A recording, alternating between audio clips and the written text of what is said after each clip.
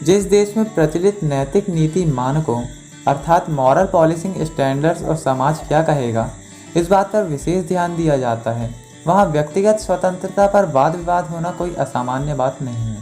हमारे देश में लिव इन में रहना इंडिया पाकिस्तान बॉर्डर पर रहने जैसा है, जिसे भारतीय समाज का 90 से 95% वर्ग स्वीकार नहीं करता है।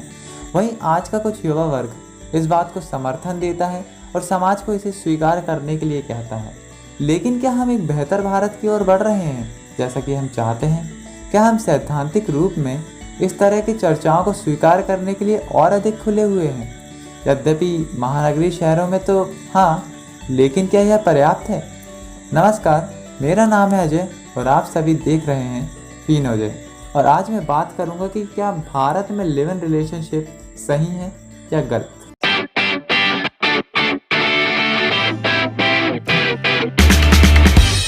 भारतीय उच्चतम न्यायालय ने अभी हाल में देखा है कि भारत में जीवांत संबंध अर्थात लिव इन रिलेशनशिप एक ऐसा अधिकार है जिसका हम आनंद ले सकते हैं और कोई वयस्क दंपत्ति अर्थात एडल्ट कपल बिना विवाह के साथ रह सकती है।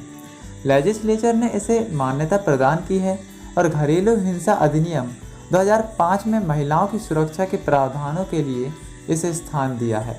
परंतु अभी भी बड़ा सवाल यही है कि क्या समाज में लिव इन रिलेशनशिप वाले रिश्ते को स्वीकार किया जाता है। चलो एक खुले दिमाग वाला महानगरीय शहर मुंबई को देखते हैं। भारत की एक वित्तीय राजधानी जहां मिश्रित संस्कृतियों, आर्थिक वर्गों और अन्य जनसांख्यिकीय एक साथ मौजूद है। क्या वहां इस रिश्ते को पूर्ण रूप से स्वीकार किया जाता है? नहीं। हो सकता है कि सब लोग इस बात से सहमत ना हों। हो सकता है कि कुछ लोग इस कथन का जोरदार समर्थन करते हों, परंतु यह सब आपके व्यक्तिगत अनुभवों पर भी निर्भर करता है, क्योंकि सभी की परिस्थितियां एक जैसी नहीं होती। परंतु मेरे अनुसार तो बिल्कुल भी नहीं। पहली बात तो यह है कि अधिकांश सोसाइटीज़ ऐसी समितियों से कसकर बंधी हुई हैं जो दशकों से बनाए गए नियमों का पालन करती है और वह स्टूडेंट्स या अविवाहित जोड़े को फ्लैट किराए पर नहीं देती हैं। दूसरा और अधिक कटु तथ्य तो यह है कि अगर इन बातों को वो सीधे ना कहते हों तो भी समाज कल्याण के ठेकेदार नकारात्मक सांस्कृतिक मूल्यों या अन्य अपमानजनक कारणों के कारण इन्हें स्वीकार नहीं करते हैं। हालांकि शहर में कुछ ऐसे समुदाय, समाज और स्थान हैं जहां लोग अधिक खुले दिमाग के होते हैं और जियो और जीने दो के सिद्धांत में विश्वास करते हैं। लेकिन यह कोई खुशी की बात नहीं है क्योंकि ऐसे लोग कम हैं। हालांकि यह किसी एक शहर के बारे में नहीं है और ना ही किराए पर लिए जगह के बारे में। मुंबई का उल्लेख यहाँ इसलिए किया गया है क्योंकि आप वहाँ के खुले विचारों की बात करते हैं और यही बात दिल्ली, बेंगलुरु, कोलकाता आदि के बारे में भी की जाती है। कुछ शहरों में इस रिश्ते को स्वीकार कर लिया जाता है और हम खुश भी हो सकते हैं, लेकिन उन्हीं शहरों में इसे बहुत सी जगह पर मन से स्वीकार नहीं किया जाता है।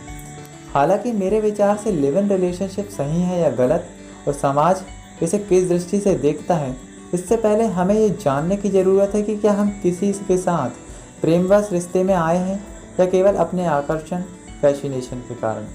क्या हमने किसी को उसकी जीवन की सच्चाई के साथ पूर्ण रूप से स्वीकार कर लिया है या केवल उसकी खूबसूरती, उसके किसी गुण के कारण उस पर मोहित हुए पड़े हैं। क्या हमने उसकी और उसके जीवन की केवल अच्छाइयों को स्वीकार किया है या फिर हमने उसे उसकी बुराइयों के साथ भी स्वीकार कर लिया है। अगर आपने इन सब मापदंडों पर ध्यान दिया है तो फिर आप समाज के प्रति सवाल उठा सकते हैं। और हाँ, सबसे बड़ी बात, अगर आप इसे सही मानते हैं तो आप अपनी बहन बेटियों, अपने भाई बच्चों को इस रिश्ते में सोच कर देखिए। अगर आप उनके लिए ये रिश्ता सही मानते हैं तो ठीक है, नहीं तो आपको इन रिश्तों को सपोर्ट करने एवं इनके लिए आवाज़ उठाने का कोई अधिकार नहीं है।